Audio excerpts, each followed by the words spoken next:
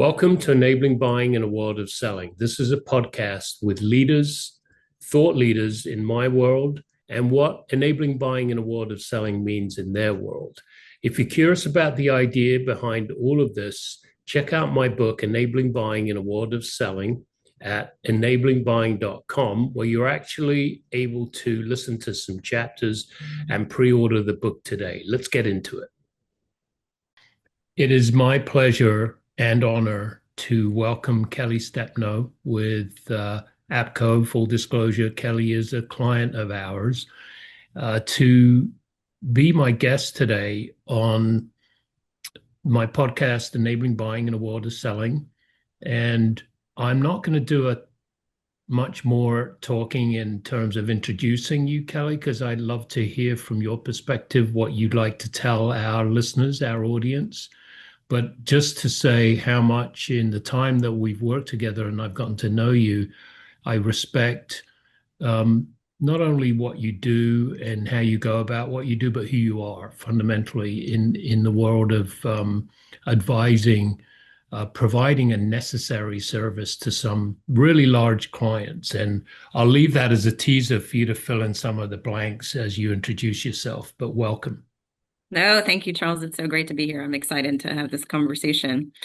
Yes, I am Kelly Stepno. I'm with APCO, which is a global advocacy and advisory firm. I have spent the entirety of my career on the consulting side of the world. It's not necessarily how I planned my career would go, but I jumped out of college into consulting, sort of fell in love with it, and frankly, I've never been enticed to do anything else. I love the variety of my days working on the consulting side.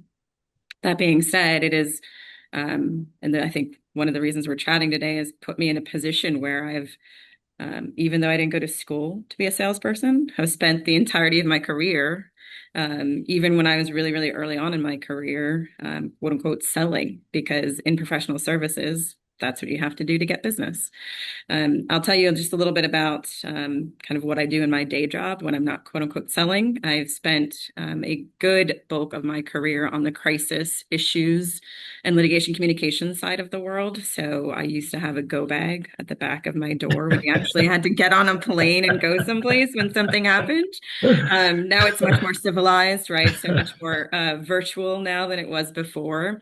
And in the last handful of years, I'd probably say last 8 to 10 years, I've really kind of pivoted a little bit to kind of double click on reputation, which obviously was a key piece of the puzzle in litigation communications and crisis and issues. But also there's a lot of opportunity with reputation. So I'm increasingly spending my time advising those in the C-suite about how to think about their reputation in their organization, but also the organization's reputation. How do you build and bolster? How do you protect when there is an issue or a crisis? And then how do you recover when something has had an impact on your reputation, which you can only imagine. Right now, there's a lot of organizations calling and asking for advice and thinking through what's happening, just given the frankly volatile landscape that we're all living in right now. Yeah, so that go bag seems to be probably calling out your name more and more. I got such a, I got such that made me laugh. I don't know why it like got me thinking about, almost like a James Bond. You're kind of ready to be called into crisis at any moment in time, Just which is parachute in. right. It really makes me think of there is a need for that. There are clients who definitely need someone they can trust to see them out of many different problems and crises. And so I think what you're providing is not only needed, but makes an impact. And so thank you I almost feel like saying thank you for your service because it's like talking about someone who's been, a commando in a Right. war. Um, so I want to kind of pivot a little bit, if I may, by bringing forward something we just spoke about, which is, you know, what does enabling buying in a world of selling mean to you? I know you and I have spoken about it. You've heard some of the other podcasts, uh, but from your perspective, what two-part question, what does it mean to you, and what do you think it, what advice would you give to people seeking advice about how that might be relevant to them, how they can improve in the world of buying and selling? Yeah, and I'll just pick up on some of the conversations that you and I have had. We've talked about it, right? There's just a lot of stress and pressure when it comes to buying and selling. And as mentioned, I will be honest, I have obviously spent most of my career on the selling side of that equation, though have had opportunity throughout my career when we were looking for partners to do some things with us to also be part of the buying process. I think the pressure and stress is particularly pronounced right now because of the environment that we're all operating in, meaning that a lot of the clients I work with or am trying to engage in a new partnership with are being asked to do a lot more with a lot less. And naturally, that impacts the buying and selling process. And there's, I think, frankly, a lot more pressure that goes along with that. And frankly, what we've seen is a lot more demand on the return on investment. And when you sit on the professional services side of the business, sometimes that's a lot harder to quantify than it is other businesses that you might be trying to sell or products that you might be trying to sell. So the way that I think about it and the recommendations and advice that I would have is certainly early in my career, I spent a lot of time doing what I'd consider to be the average selling, meaning there's a request for a proposal. Oh, great. Usually it drops 3 days before a holiday. Usually you have to turn it around in 25 seconds. You pull all the information together about you, about the organization, about how you can answer what the organization you're trying to sell to needs and what they're trying to buy for. You, if you're lucky, make it to the pitch. And then hopefully after the pitch, you find out usually way longer than it should take given the 24 seconds you had to turn it around that you've made it. And then you're in the door and you're working with an organization. While there's still some of that in professional services, I would say over the last probably decade for me, it's been a lot more about building trust and relationships. And that's what I would share with others when I think about selling. I would never tell anybody when they ask me what I do, I would never say I sell. It's not how I would answer. I would say I'm a problem solver. I help big organizations manage significant reputation threatening events. I look and work with my clients who have complex issues that they're trying to solve for. But the reality is 50% of my day is about selling in some capacity. And so for me, in order to do that and feel natural about doing that, I would say over the last decade, it's boiled down to developing relationships and trust.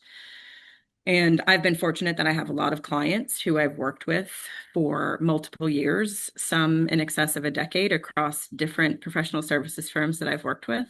And that's really about how do you be an active listener in a relationship? How do you hear and understand what someone is looking for? And frankly, what they're responsible for in the organizations that they're working with. I one of my favorite questions to ask is, what are your KPIs? What are your key performance indicators? Because if I know what you're trying to achieve, I can be listening and be thinking about how I may be able to help you with that. So naturally, if you've got a good relationship with either a client or another individual, it's a lot easier to do that. But I would say even in cases where maybe I have clients and colleagues and friends and others who make a recommendation, like, oh my gosh, if you have this, you've got to talk to Kelly. I still look at that as a way to build a relationship and not necessarily right out of the gate to sell what I can do or the organization can do. Because to me, I think, again, if you can build a relationship and you can listen actively to what someone might need, then you can figure out how you fit into that equation and what you may be able to bring to the table. And I'll say, relationships are great and the trust is great, and you're seen more as a partner than as a quote unquote vendor. But it is a little bit sometimes of a long leeway between striking up relationships and actually getting to a place where someone says, okay, I'm going to sign on the dotted line and bring you in the door. And so I think we all just need to, if we're going to take this approach, think about that. I also think that being honest and that seems pretty basic, but being honest and having conversations either with existing relationships or those that you're just meeting, and even those that are in the RFP process, I find that we've gotten much better at saying, is that really what you're looking for? Even if it's an RFP, you've asked for this, but it seems like what you're trying to achieve is this, and there's a disconnect there. So I think we are getting, frankly, a little bit more even bold in what I'm doing here with saying, you've asked for this, but here's what we're talking about, and this is why. And I've found that actually makes for better conversation, makes for more engaging questions if you are doing a typical RFP process and in the room and pitching, and frankly, a little bit of a leg up on a chemistry test because you've had the willingness to say, you seem to be saying you want to achieve this, but this is how you get there, or this is what you actually might really need. And frankly, also having the strength to say, you know what, we're not right for you on this. But maybe I have Charles, who I can connect you with, who can do that, or fill in other organization that we may have worked closely with. So those are some of the things I think about when I think about selling. And again, I put it in quotes because that's not the hat I would say I have, but I'm doing it on a daily basis. I was listening carefully because you said some things that I really resonate with, and I'd be curious if others listening resonate with, and that is there is a degree, it strikes me, of anxiety and friction, especially when you're in an RFP sale, where you've received an RFP and there are degrees of rules, let's say, attached to what you can and cannot do in response to that RFP. In other words, can you, for example, ask questions? Can you propose alternatives?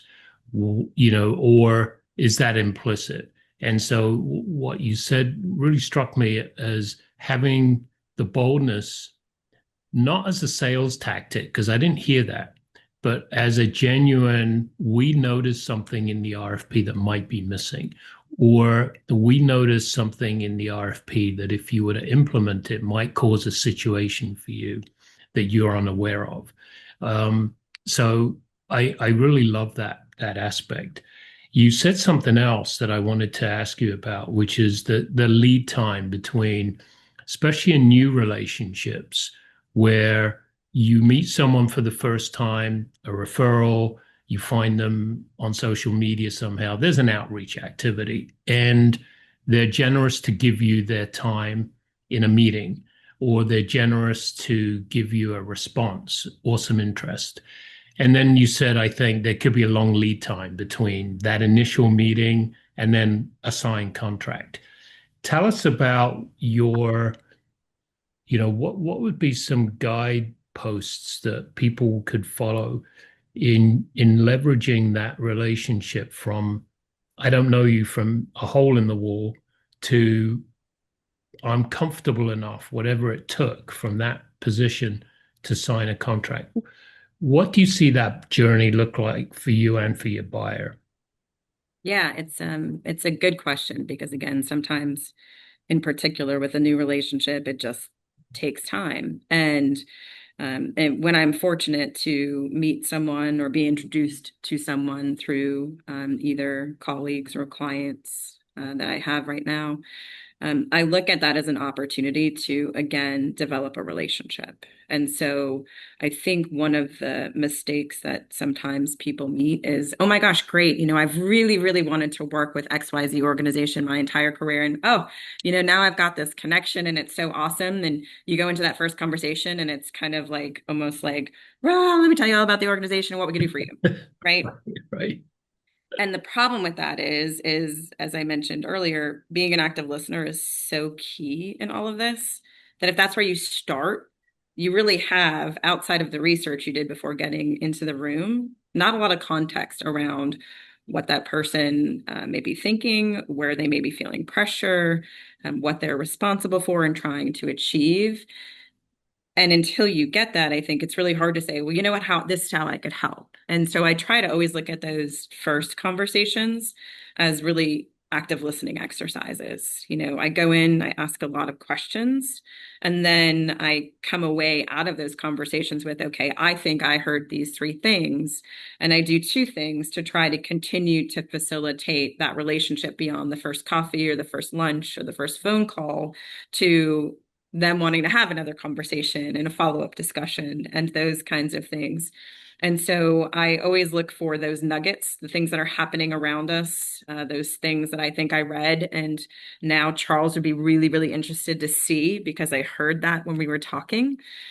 We also are really good about doing kind of intimate convenings with existing clients, prospective clients, friends of the firm.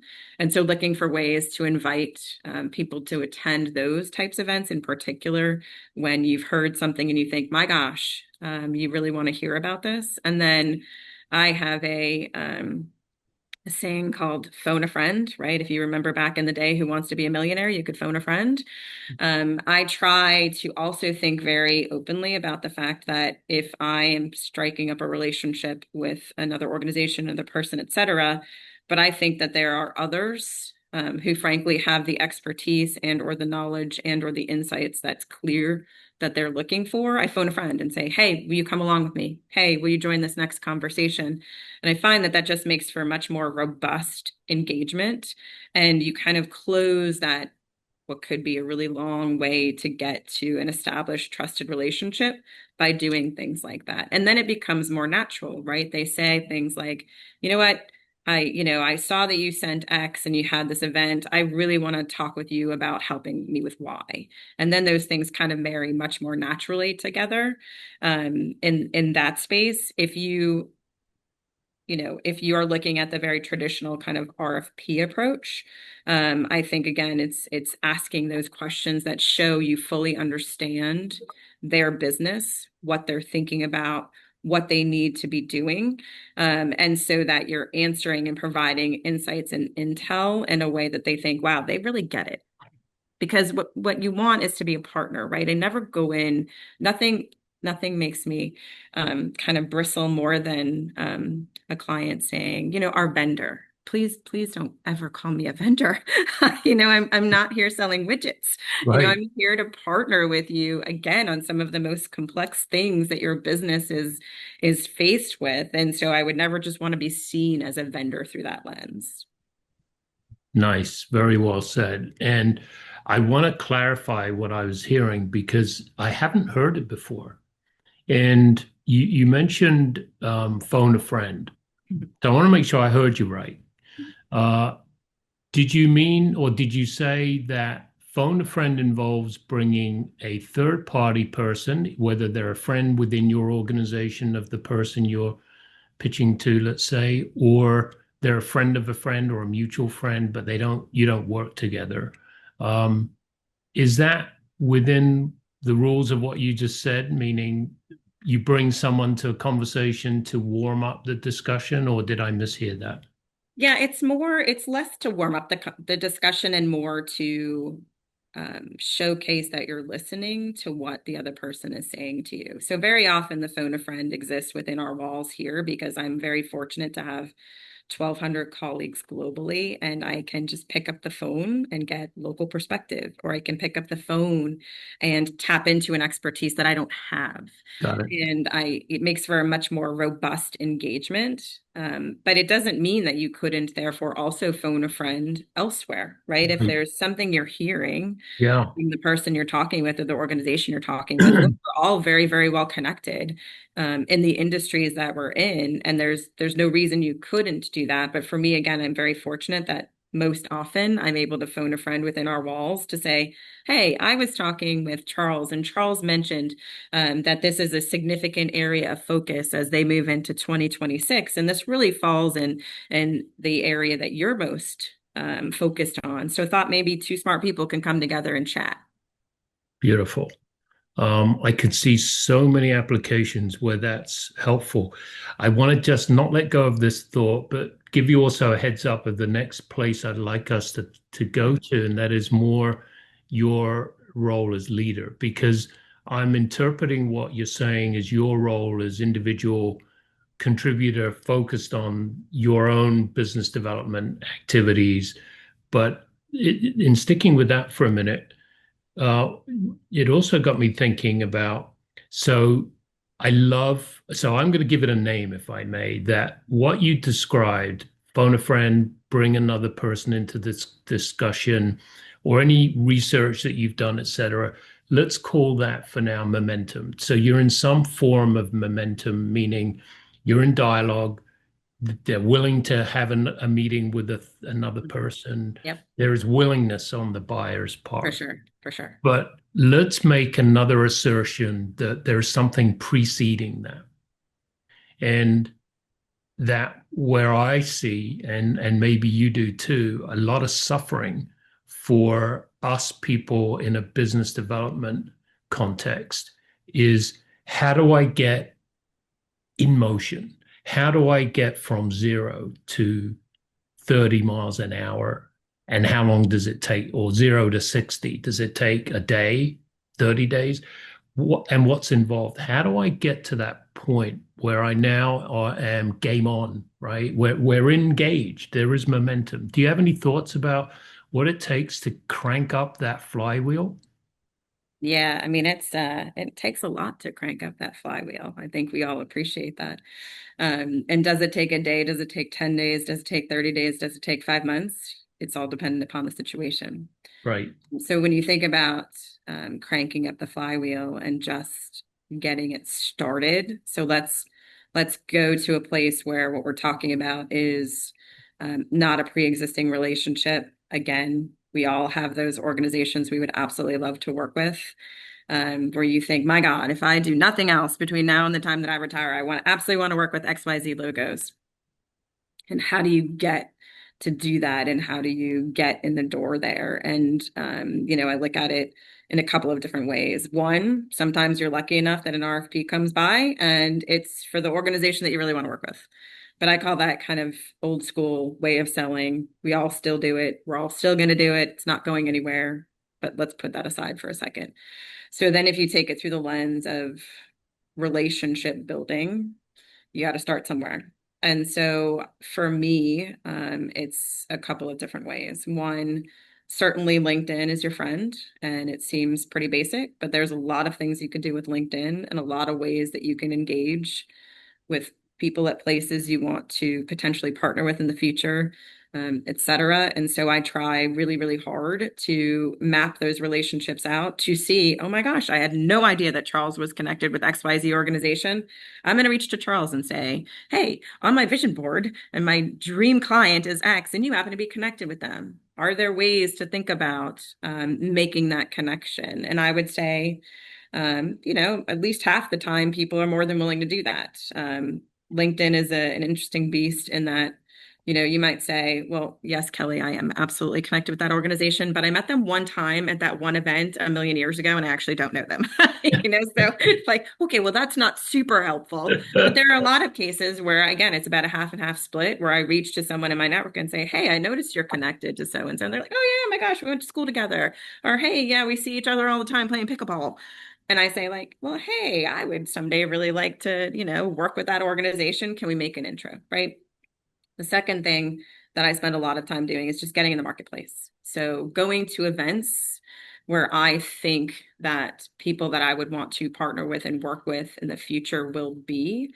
And I typically do that through the lens of the industries for which I'm most heavily plugged in on for the work that I do, as opposed to going to those industry events where I'm talking to myself, so to speak, right? Where we all kind of look the same and are doing the same thing. So I'm not spending a lot of time at professional services events and those kinds of things. I'm trying to think about where my clients are showing up and or prospective clients are showing up, and how can I work the room that way. And so spend a lot of time doing that and have a lot of great success. There's nothing like meeting people in person. It's just like when you get to the pitch phase of an RFP, it's about a little bit of a chemistry test. Well, there's nothing better than being in person. You pretty much quickly know the chemistry test and where things are going to go. And I would say every event that I go to, I come away with a handful of new relationships. And some of those, they may have immediate needs, right? The beauty of being out in the marketplace at an event is you can talk about what you do and you can do that naturally. So it doesn't feel like selling. It feels like telling Charles about what I do on my day-to-day basis. And then Charles says, oh, it's funny you mention that. I was actually just thinking that I might need to do X. Well, great. Let's have a follow-up conversation. In some cases, it's a longer tail where you just happen to strike it up with someone. It's clear that they don't have any needs right now. You've shared already about what you do and the types of things that you work in. And then it is about continuing some of the things that I was just mentioning, right? Hey, I read this. I thought you might be interested. Hey, we're hosting this event. Do you want to come along and join us? And then again, that kind of breeds typically in a longer tail. You know what? It's funny. I think we might have an opportunity for X. And so again, it's sort of twofold. And I think those are some of the best ways. I will also say, given what I mentioned about the career that I've focused on in this kind of crisis and issue space, when you work with a client in a crisis and issue and you handle that well, one, they don't really want to see you unless they're in a crisis and an issue again, because you help them in the crisis and the issue. I used to joke that like my clients would be like, thanks, Kelly, you're amazing. Okay, bye-bye. We don't want to see you again because I was there for the crisis and the issue, right? It's a little bit better now because I spend more time on the reputation side. But all that to say, because of that, I have been very fortunate to also get a lot of, I hate to call it referrals, but connections through that lens because my friend Kelly, gosh, Kelly helped me through X. And someone else is like, well, that's funny because I'm going through that right now. Can I talk to Kelly? So I've also been very fortunate because of the work that I've done to be able to have some of those relationships grow. I'll call it very organically that way.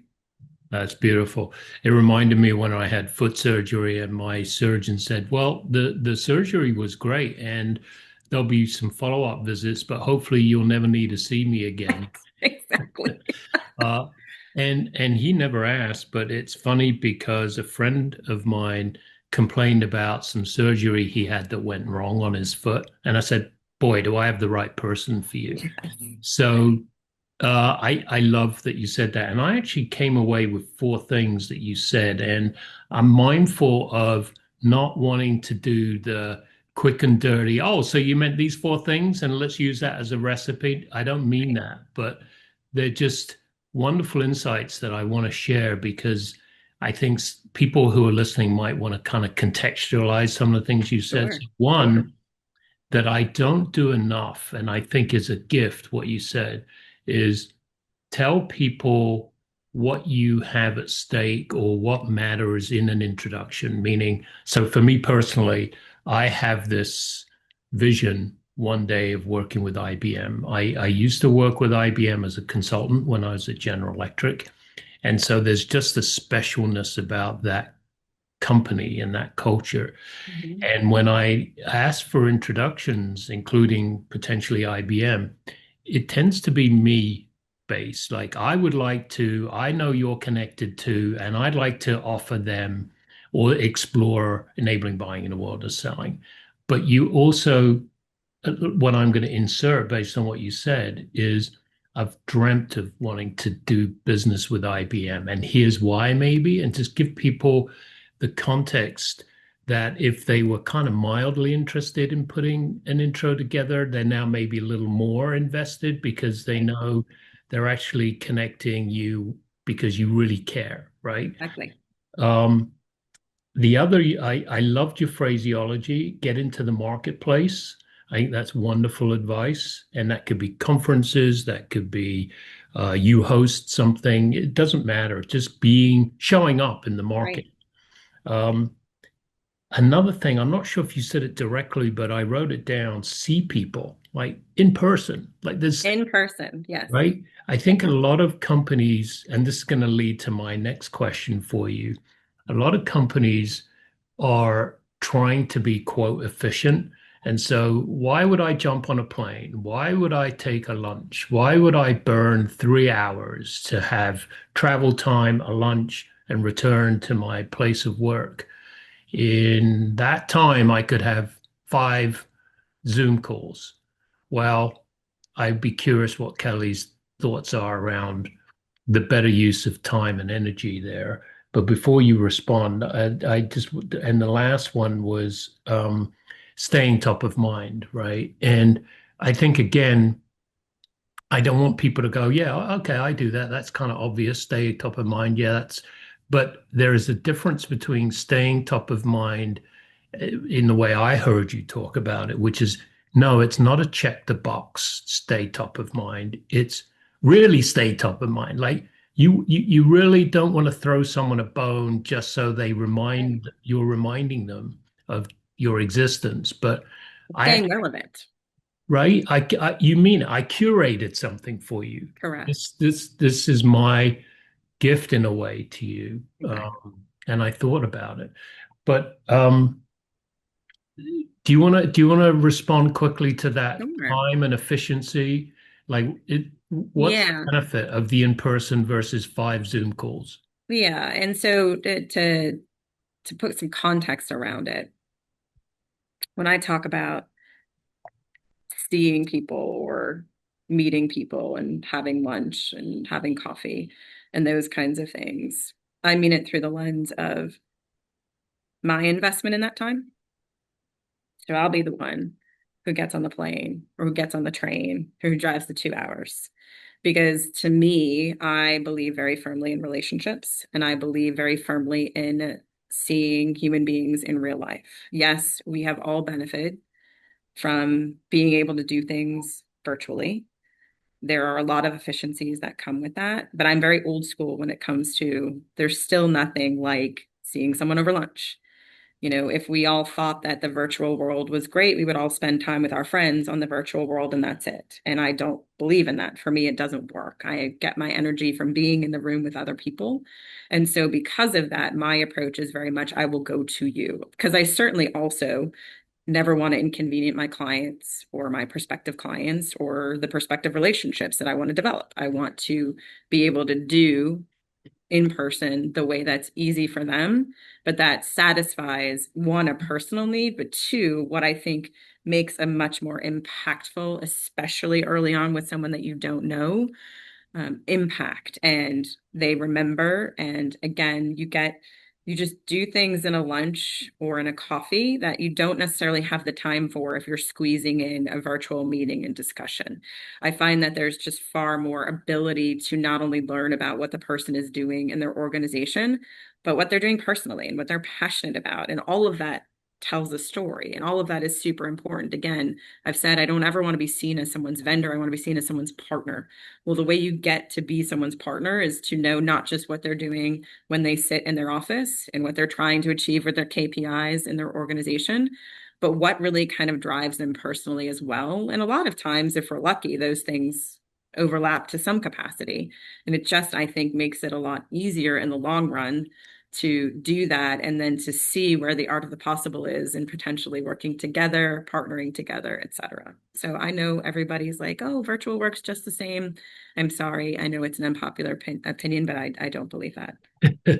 Well, I wrote a key word for me you read that I resonate with, and that is it's a different energy. And I think people either aren't aware of energy or discount energy. Is like, yeah, that sounds kind of woo-woo, but actually not really. If you think about energy in my world, and I think yours as well, energy is a vital component of maintaining a good relationship, developing one. Um, and I think we need to kind of like get a little more connected to what energy are we projecting, what energy are we receiving. I love that. I want to pivot though, in the interest of time, because I know you've been Sure. very generous and you've got a lot on your plate. Um, so let's kind of reframe the context to you as leader, because I want people to know that you have a big job. You have a big job in the world. You have clients. I know from experience working with you that you actually deliver a lot of the things that APCO is paid to do. So that's fair. But you also run an office in a territory, in a region, and you have a lot of people reporting to you. And one of the things that I've heard you say is how you come to grips with as a leader to empower others to enable buying in a world of selling. And what does that look like from a leadership perspective? And any advice that you have there for other leaders listening? Yeah, sure. I mean, I think it's a couple of things. I think, again, I've mentioned that as do all professional services organizations, we still go through the traditional RFP process, right? So if that's the case, that's a good, I don't want to call it testing ground, but testing ground for people that are early to mid-career who may not have done new business before or may not be as familiar with it to showcase and insert people into that process so that they can see what that looks like and how do you tell the story about APCO and what APCO means and what APCO does and how do you use case studies of the work that we've done in the past and make it applicable to the people that you're now talking to and pitching to, et cetera. And so that's a very kind of, I would say, process-oriented piece of the puzzle.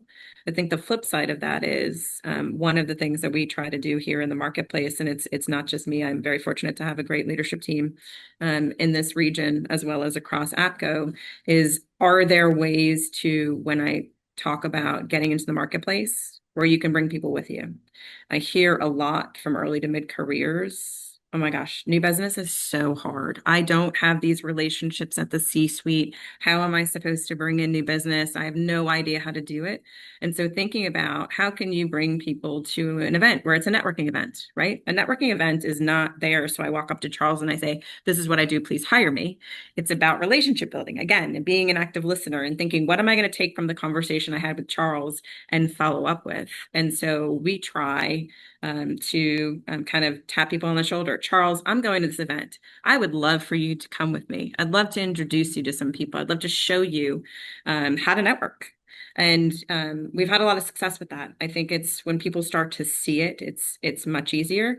We've also started to think about how can you bring people along in conversations and say to whoever you're talking to, if it's a prospect, for example, Kelly's here to learn.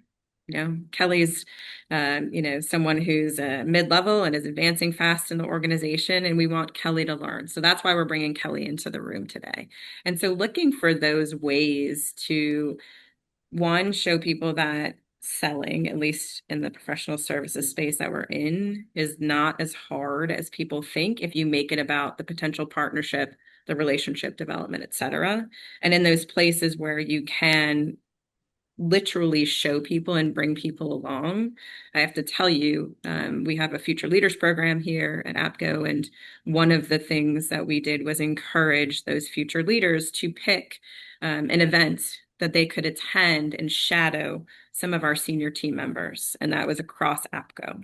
And we had a 20-year anniversary event in our marketplace here not that long ago, and we had a handful of future leaders there, and they came away saying like, oh, wow, right? That was great to be able to have a real life experience, to be in the room and to observe, frankly, not only what we were doing as a regional leadership team, but there were others from APCO to say like, wow, that felt actually a lot easier than I think it was going to feel, right? Because I think sometimes people early to mid, if they've not done it before, it feels really intimidating because who wants to be in sales, right? I didn't go to school to be in sales. When you come to a professional service firm, that's not really what you weren't really, unless you're going to the sales team, like that's not really what you were doing. So I think people have this just sort of mental block when it comes to selling. And if you look at it again as relationship building, trust building, et cetera, it makes it a lot easier. So those are the types of things we try to share with others across our team so that they can see and learn and maybe feel that it's a little bit easier to do than they may think in their minds. So I can't help but ask, because of your role, the area that I think, at least I see, creates enormous suffering and anxiety is the pressure to perform. Yes. And when we ask salespeople or anyone wearing a sales hat, business development, And whether you do it full time or you share that responsibility of developing business as well as servicing clients, which happens, I think, at APCO quite a bit. Nevertheless, those people will tell us time and time again that there is this perceived pressure for them to meet a target, a quota. And having a target and a quota by itself doesn't cause suffering, in my opinion. I agree. What causes the suffering is how people interact with those targets and relate to those targets. So there's a relationship between the leader and the targets. Maybe the leader put the targets in place, like Charles, your quota is $1 million this year. I put that in place, or we arrived at that together. But there's the leader's relationship to the target, and then there is the fulfiller, the person who owns that target, their accountability and their relationship to that target. And time again, we keep hearing there's pressure to perform, anxiety. As a leader, if I don't hit my targets, something bad happens. As a performer, if I don't hit my targets, something bad happens. In both cases, something bad happens. And what's your view on that? And if you agree that that happens, how do you mitigate that? Do you mitigate that? How do you deal with that? Yeah. I think it happens naturally because through the lens of where you started, right?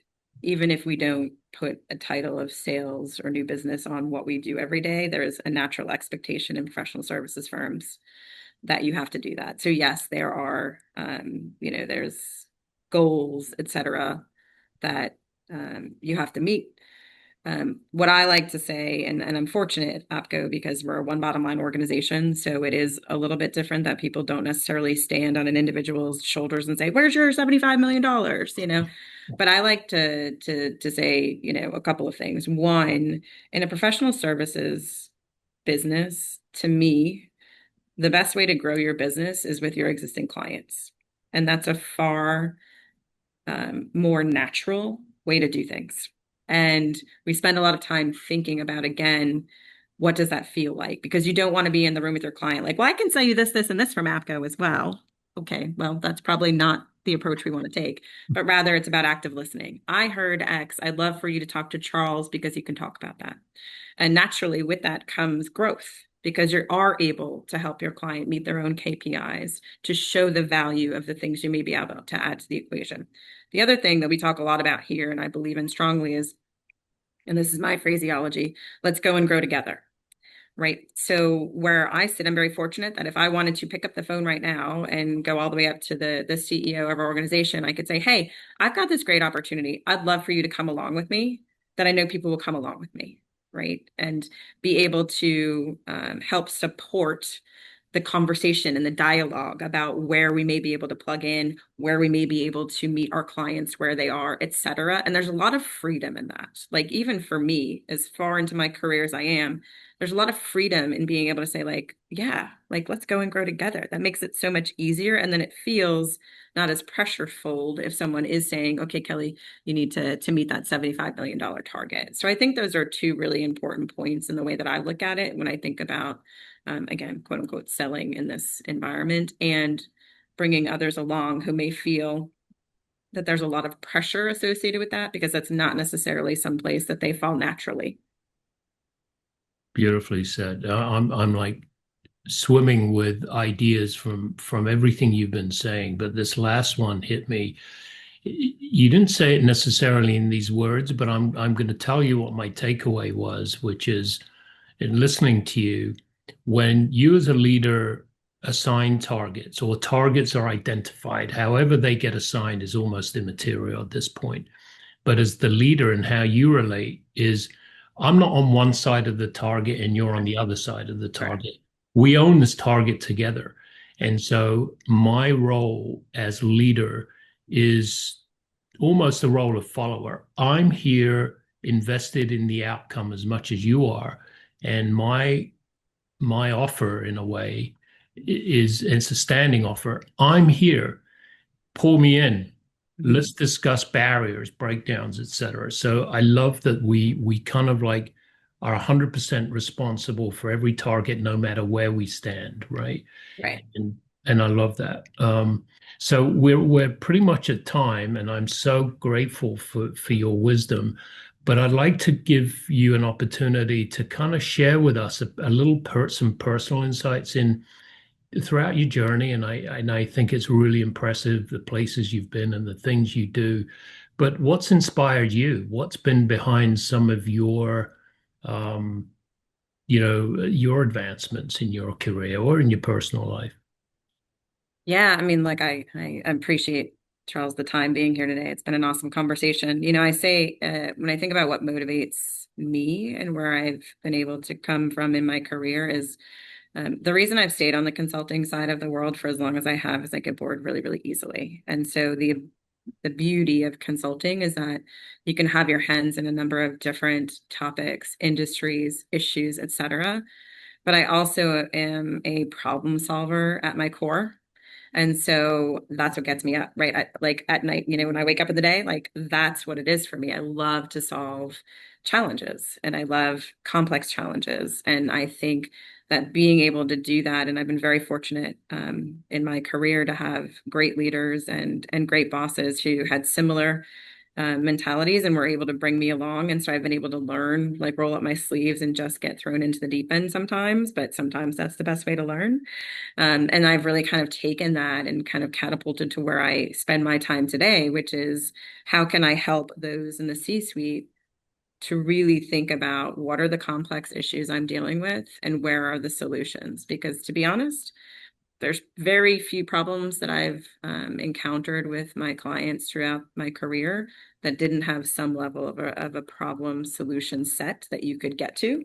Sometimes it just takes a little longer than I think organizations might want to, but that's really what drives me. I love meaty issues. I love being able to help and partner with others to achieve their goals and to help their organizations manage through any issues and of late, more recently, to also look for opportunity. There's a lot of opportunity out there in this environment we're in particular, a very dynamic environment.